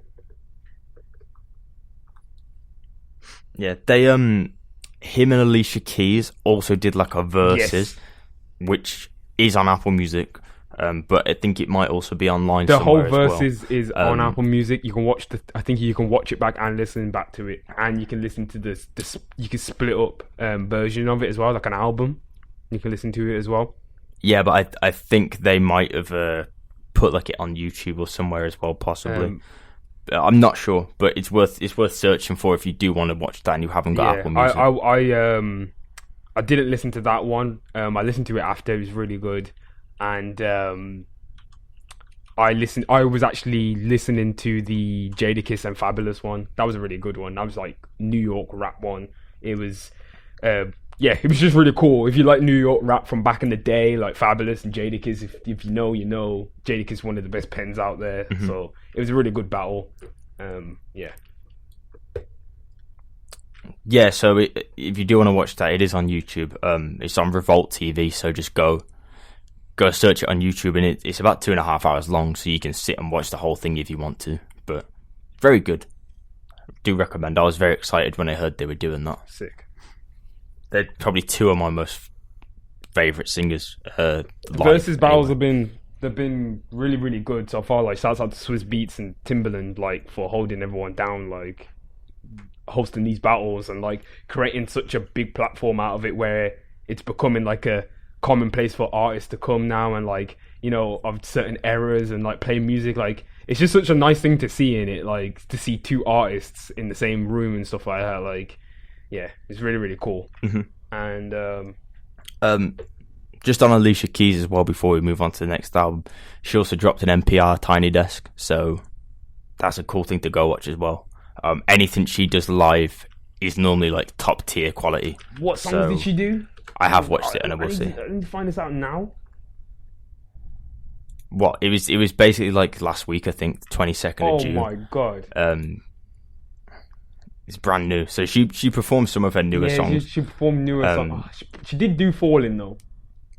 She did Fallen, she did Show Me Love, she did Underdog, and a new song, Gramercy Park. Man, I was hoping that she was going to do, what's it called? You Don't Know My Name. It's my favourite, at least. You can find that anywhere. But like, I wanted an NPR rendition. I wanted the stripped down with the piano edition, man. I just wanted that, Tom. That's all I wanted. But it's cool. I just keep listening to the Kanye version. It's good. Moving on then, the album, Tiana Taylor, one of my albums of the year, and I'm gonna hold that until the year's over because I feel like it definitely is gonna be. This is a solid project from Tiana Taylor. I really love this album. I've been listening to it on repeat for probably 2 or 3 weeks now. Yeah, Tiana Taylor gave us a whopping. How many tracks did she give us on this? Like, she was like 23. Hey, Kanye, check this out. I'm giving them 23. It's like all your little 8-track shit that last time. That was not. We already know Tiana Taylor was very disgruntled with her last album. She did not like the way how it came out. She didn't like how it was mixed. She didn't like anything about it. But now this album seems to be definitely an album that she worked on, and solely her. She was the exec on it, and she still obviously still threw good music, but obviously clearly Kanye has allowed her to do what she wants, and the album has come out. It's a really amazing album. It's almost like her previous album was just kind of like a run up, like to this. Yeah, that's what I sort of had. This to me is like, I mean, she called it the album. This to me is the album. A lot of people, like, I think that's rumored that this was supposed to be the bulk of stuff was supposed to be on the actual album. But as you can see, you know, this is how this happened. Yeah, and I didn't know that it's actually broken down into sections. It didn't say that for me on like my Apple Music, but it's supposed to be split up into Studio A, which is the first 5 songs, the Studio L, which is the next 5 songs, and then Studio B, which is 4 songs, and then Studio U, which is another 4 songs, and then Studio M is the last 4 songs on on the album. And then the iTunes Deluxe Edition has got like a bunch of other songs on there as well, which is like takes up to 29 songs. Well, that's just the that's just the videos. Sorry, my bad. Yeah. Nah, I thought that the first time I saw it, I was like, what? But it's not. It's just the videos. But I do recommend you watch her videos, because her videos are pretty good for this album as well. Especially with a lot of the stuff that's going on, current climate, worth watching. Yeah, sure. What else do we have then? The Imperfect Storm, Wally. Yeah. I can't say I've listened. I wouldn't listen to it, Tom. Yeah, but it's like almost kind of like dance revolution music. Like, I was listening to it and I was like, yeah, I don't know about this Wale, but I can see that Wale is one of those artists where like he gets a lot of shit like for being Wale for some reason, but I really like Wale. I think he's cool. Like, I think he's got good music. He had good hits back in the day. I think he's written for a lot of people as well. Like, Wale's a pretty solid artist. But yeah, this project wasn't it really. Good thing it's the EP.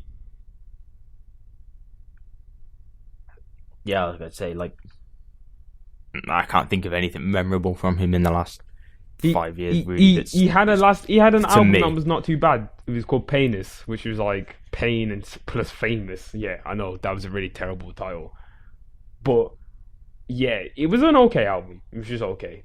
But moving on again, this is a really good album that I've listened to. I was really surprised by it. Ungodly Hours by Chloe and Halle. It's a really good album. I didn't expect to enjoy it, but I did. Have you listened to it? I've not. I don't even know what this album is. Well, it's by Beyonce's artist, isn't it? The two girls. You definitely know them. You've seen them. I do know them, but I didn't one know of them's going to be Ariel from the Little Mermaid film. I don't know which one. Yeah, I think it's a really good. You would like it. You'd like this kind of music. I've just added it to my music collection. It is it's there. More than ever by Flatbush Zombies. Real little solid EP. If you want that rap, you know, that drug acid rap, that's Flatbush Zombies. Also, they're going a little bit further as well. They've got substance to their raps. They are really talking about some real good things on there too. And I Love You, Say It Back by Key. It's just a really fun album. I don't know if you've listened to it. You know what Key brings to the table. He's just fun in it. So like, it's a really nice project. More about love. There's a lot more of his love songs on here. More auto-tune on this project. And then obviously we also had the big, well, before the big project was, we'll talk about it. We've got few artists that released. Meeks, known as Meeks Manny. He released a small EP. He's one of the bigger artists coming out of the UK right now, called Can't Stop, Won't Stop. Go cop that. Lil Durk released the deluxe edition to Cause Y'all Waited To. Grime Daily have released like a kind of compilation album called GRM 10 because it's been 10 years of Grime Daily. Shouts out to Grime Daily for going for 10 years. That's big move right there. From YouTube to they're doing all sorts of things now. Who else? 6-piece Hot EP by Black. Don't know if you checked that out. 6 Lakh. It's a really Had something that went under the radar here as well. Black Eyed Peas released their first album in years without Fergie, obviously. Translation. Oh, that was time ago. Yeah, but we haven't covered it because, we've not covered anything since probably, well, it's the start of June, really. So, it's meh. That's what I'll give Just it. a meh. Yeah, that doesn't sound too good. Not even a meh. Like trying to think, meh. there's a few albums actually, we might have actually missed. I know And then I was just going to say Chromatica by Lady Gaga. Obviously, not something I primarily would listen to, but it's an album that, she's always does release pretty solid albums, to be fair to her. I have to shout it out and put it out there. But yeah, we'll move on.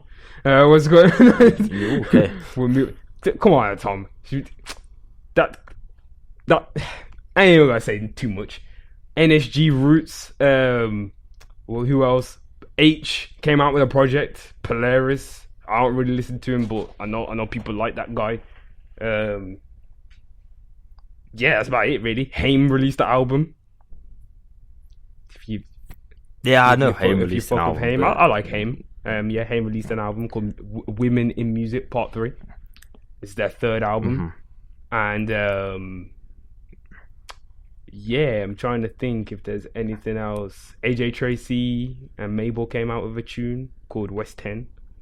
If we're moving on to singles, let's jump right in. What? Lil Baby's Year. Yeah. So, of course, I mean, you didn't like his last album. I didn't really listen to everyone. I liked My Turn. Like, I just thought it wasn't as... Like, I just thought there was a lot of songs on there and, it wasn't as good. But Lil Baby is improving song for song at this point. Like, he came out with... He's probably one of the first people who come from that kind of trap, kind of rap area where he's been able to kind of like rap about the conscious stuff and kind of rap about what's going on in the world and try and bring it to his audience who won't necessarily listen to the Kendricks and Coles and stuff like that rap about those kind of issues. So I have to commend him for doing something like that because that could be really harmful to your career as well, because people don't expect to hear that from him. So I like that he did that, and it's a really good song as well. It's got, as I said, it's got a really good message. It's called The Bigger Picture. We've obviously got Snow on the Bluff by J. Cole, which caused a whole bunch of controversy, which we're not going to break down too much here because that's just on J. Cole. J. Cole shouldn't have done what he done. Whatever in it. I don't know if you've seen it, Tom, or know much about what the whole J. Cole No Name situation. You don't know. I don't really know. Well, either way, J. Cole's basically made the song about No Name. That's why No Name retaliated and made a song called No Name, Song 33, which is produced by Madlib. And I prefer No Name song. It's just a more cooler song in my opinion. Snow on the Bluff was cool, but like felt like J. Cole kind of came off a little bit kind of like ignorant in his messaging. Could have done it a better way in it. Like, that's my take from it all. Still like J. Cole, still really like No Name and what she's doing at the moment with all of her activism. So let's just leave it at that in it.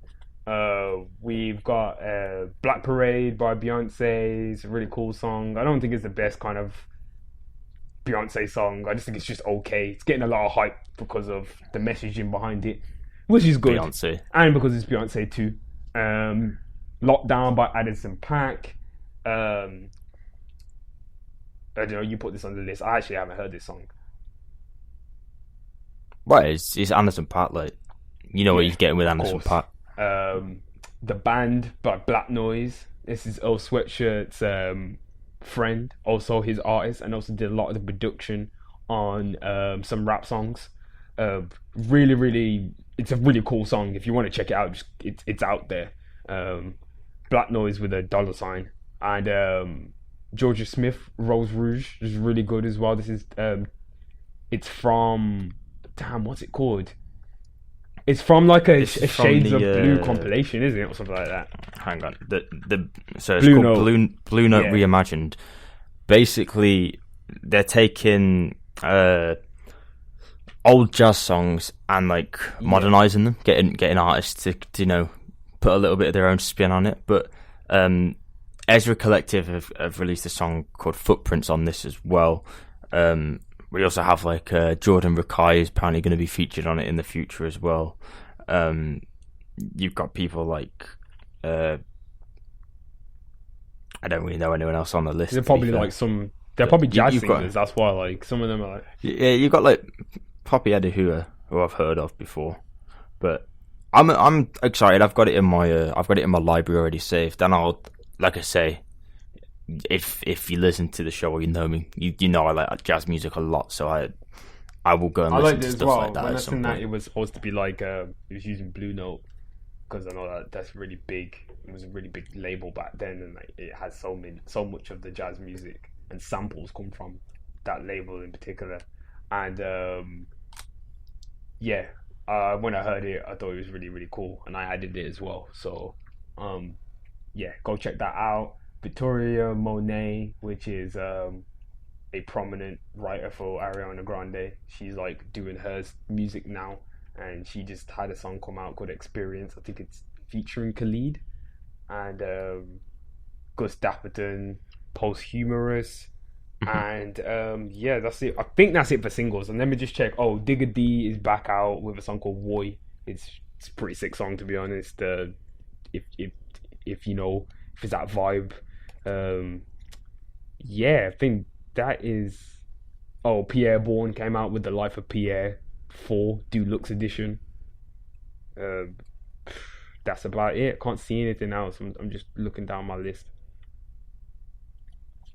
Nah, there's nothing else. Yeah, I mean, there's a lot of good albums coming up. I can tell you that there's a lot that I have like added that haven't been released yet. So obviously in the coming weeks we have some good stuff to cover. There's one last thing, which is obviously I think we don't have to discuss it, but I think you mentioned Pop Smoke's album Shoot for the Stars, Aim for the Moon. We didn't discuss obviously the album controversy or the album cover art controversy, which Virgil Abloh didn't do a good job of doing. He, as people said, he didn't even put Virgil % effort in, which is true. Like, he did not. And as people that do artwork for this show every week, and to be fair, sometimes we probably don't put the amount of effort we want to put into the artwork, and we're not selling it off. We're not doing it in the name of people, like in the name of someone. Yeah, we do stuff to remember people, and we do it, how we want to do it, but we're not doing it in their name. We're doing it as our way of remembering them. This was like personal. He said that I got told this whole thing. This is what he wanted it to look like, and I mean the backlash was. I think of the word. It was. But I mean, the backlash should have happened. I can't think of the exact word that I'm trying to think of, but the backlash. When people said that's wrong, that looks crap. I mean, it was deserved. Yeah, it was deserving. It was deserving on getting back that, like, do you know what I'm saying? Like, the album art was, when I seen that time, I was like, what is this, man? I was like, this can't be real. I just looked at it, and I was like, Virgil designed this. I was like, no, they're gonna have a field day with this one on the internet. Like, and I've seen better album art on Reddit. Literally. I see better album Oh art my on Reddit gosh, you go on Fresh daily. Album Art right now. There's man churning out like premium album Better arts album art. that are way better than they've already done their own version of Pop Smoke's album, and it's way better. Like, and there was so many people posting online their versions of the album, and it was so much better.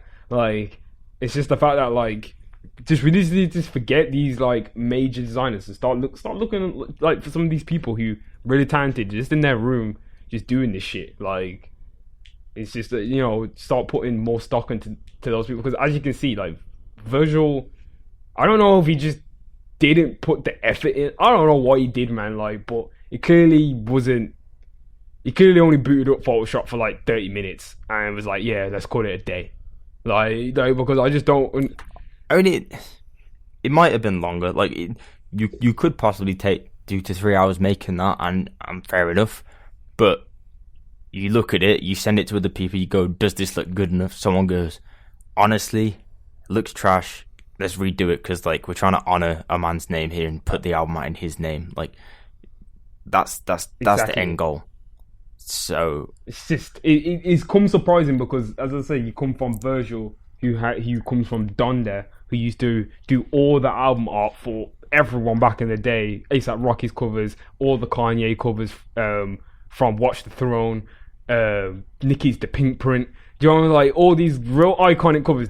Virgil did it, like, but was it Virgil or was it the Donda team? Now you look into it and you start to see it all just has the Donda team on it. Who's in the Donda team? There's another guy right now who has his own graphic design firm who left Donda, and his work is very impressive. So it was probably him that was doing the most of it. It's just one of those things in it. This is industry shit. What can I say? But the album is impressive. I really enjoyed the album. I listened to a lot of it today. I haven't listened to it fully, but what I heard of it, as I said, if you liked Pop Smoke, I really liked him when he was alive. The album has just kind of got that raw kind of 50 Cent feel. That's why I think I really enjoy the album. It has that kind of that New York feel behind it that like I feel like has been missing from the scene. And 50 Cent executively produced this as well.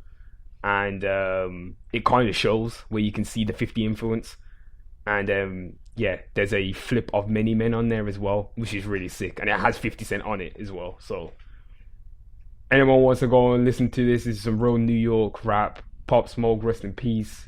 It's really sad you can't see this, because I've never seen so many people celebrate this man's life, innit? Like, he really would have had a massive career. So like, it's sad to see that he can't celebrate all of this success, but hopefully, you know, memorialized now with this album. Mm-hmm. I mean, it will be remembered, possibly for controversy, but in some way it's garnered attention to it, and people that probably wouldn't have listened to him before will have listened to him. So it's, in a lot of ways, whilst obviously there's some negatives, there's still some big positives coming out of this, and you know, I think that's the main thing to take out of it. But yeah, you just got a shout out that you wanted to say. Yeah, it's just, you know, once again, you know, it's still trying times, and it's still, you know, we're still in the midst of a global pandemic. So once again, everyone needs to stay safe. You know, check up on your loved ones, check up on just anyone really that, you know, friends, family, see how they're doing. You know, still Black Lives Matter, still, you know, Black Trans Lives Matter, still Trans Lives Matter, everything. It's just, you know, our messages are still there, our websites are still been replaced with the donation spots and places and resources to use. Yeah, you know, still haven't found justice for Breonna Taylor. Don't forget that. That's it, really. Check out the playlist. Thank you for listening. Yeah, that's about it, really. Tom, do you have anything else to say?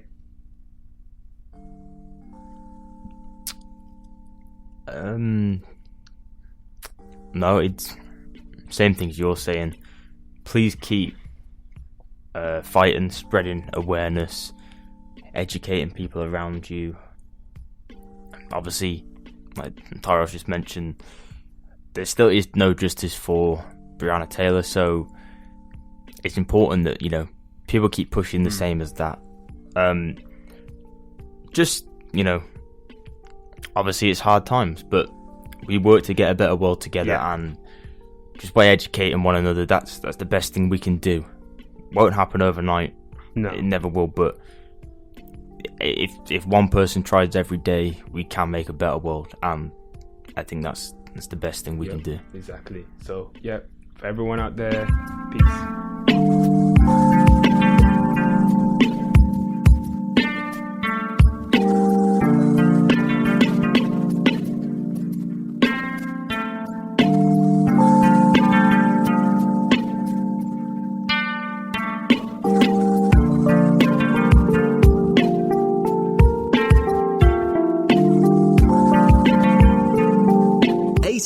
And Joysticks with Tom Stone and Tyrell Haywood Brown.